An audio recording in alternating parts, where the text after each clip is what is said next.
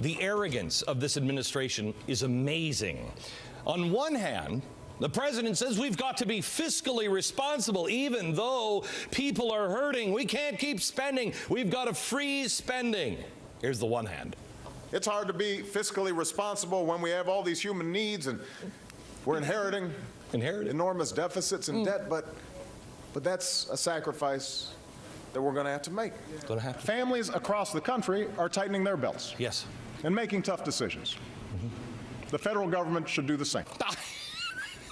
People are like, yes! But then he goes to the other hand. And here's what the other hand is saying. I want to spend $1 billion. Oh, scratch that. $1 trillion on health care.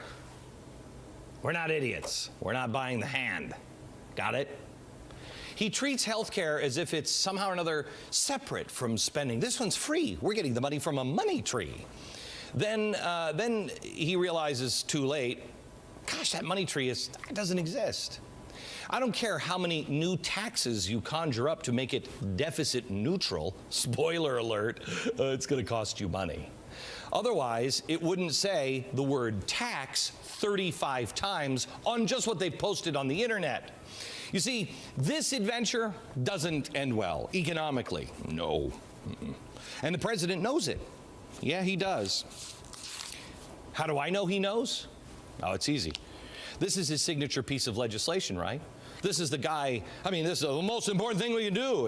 And this is the guy who's not exactly camera shy. I mean, anybody pulls out a camera, he's there ready to break out a speech. In fact, he's always at the podium. He's always on prompter.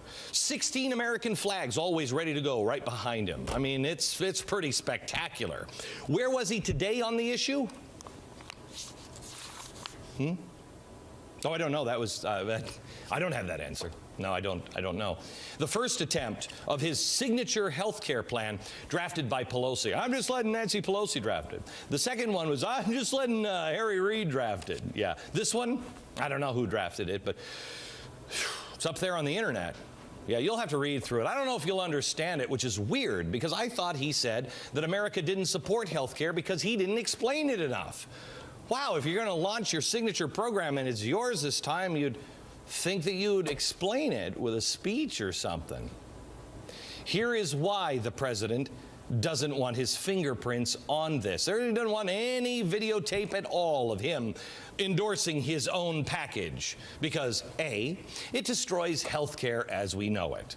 B, it will raise taxes. C, it will usurp state rights.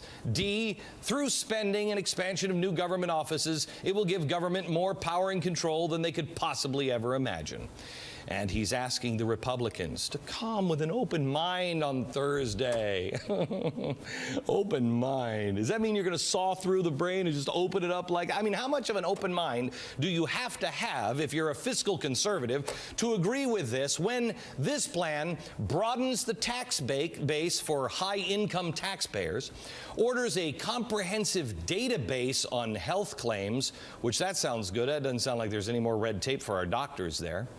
It'll make you, well, if you choose not to become insured, to pay more. Eventually, you're not going to really have a choice, but right now, it's progress, baby steps. And then the funds will be transferred to the Social Security Trust Fund if necessary. What does that mean, exactly?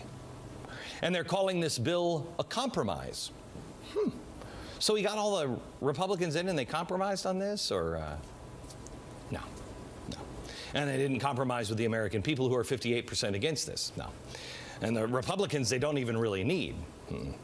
This is a compromise between the Democrats and the Democrats.